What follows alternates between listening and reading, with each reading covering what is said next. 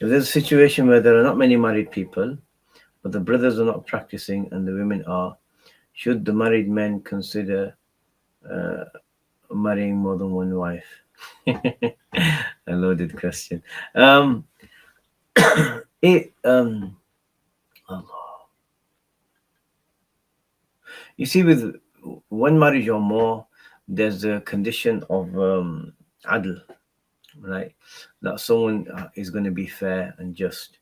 And, human beings are human beings, people at times, you see in parents, right? Good people, but, they'll favor one child over the other. And when it comes to the heart, Allahumma hadha qasami fima amlik. The Prophet said, "Oh Allah, this is my distribution regarding what I control, how much time he spends with each of his wives." Right? That's the context of the hadith. فَلَا تُؤَاخِذْنِي بِمَا تَمْلِكُ وَلَا أَمْلِكُ أو كما قال عليه الصلاة والسلام. So don't take me to account regarding that which you which you control and I don't control. Meaning the heart, how much the heart is inclined to one person over the other.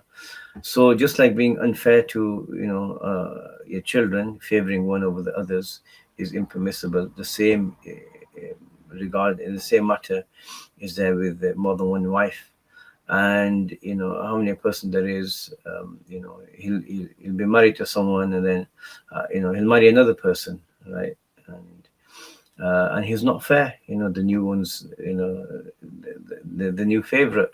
So she gets more time, or she'll get better treatment, and then the first promote. And that's unjust. That's unfair. So really, my point here is that if someone's not practicing, not religious, not practicing their deen, the chances of this person remaining firm, fair, fair and just are very low, right? Why? Because human beings need a motivator, and one of the biggest motivators there is a day of judgment. That you have to stand before Allah Subhanahu wa Taala, and you have to have a decent excuse for what you've done, or reason for what you've done. And if it's a scary situation. I tell you, even the Sahaba, just look at it, even the laytani shajaratun tu'dad, right? As Abu Dharr al-Ghifari said when he quoted the hadith from the Prophet sallallahu alaihi wasallam, if you knew what I knew, you'd laugh little and cry much. The other wordings. Anyway, but say Abu Dharr said, if only I was a tree whose branches were, had been cut off, just chopped up tree. The other Sahaba who had been promised paradise, meaning what? Promised paradise with no prior punishment. Sayyidina Abu Bakr, Sayyidina Umar, and the others, they still feared the day of judgment. They still feared standing before Allah subhanahu wa ta'ala. Umar radiallahu ta'ala anhu arda would pray at night, and all night or much of the night, and if when someone asked him about this, he said, in nimtu naharan daya'tu ra'iyya. If I sleep in the day, then the citizens, lose out. Like I'll squander them, meaning he's a Khalifa, he's got to look after the affairs of the public. وَإِن نِمْتُ لَيْلًا ضَيَعْتُ نَفْسِي. And if I sleep at night, then I squander myself, I'll ruin myself. So he had an idea of having enough ibadah and worship and dua and istighfar and tawbah ready, for when he meets Allah subhanahu wa ta'ala. It's a serious situation. Even if you are guaranteed paradise, are you gonna, get away from judgment? No, right?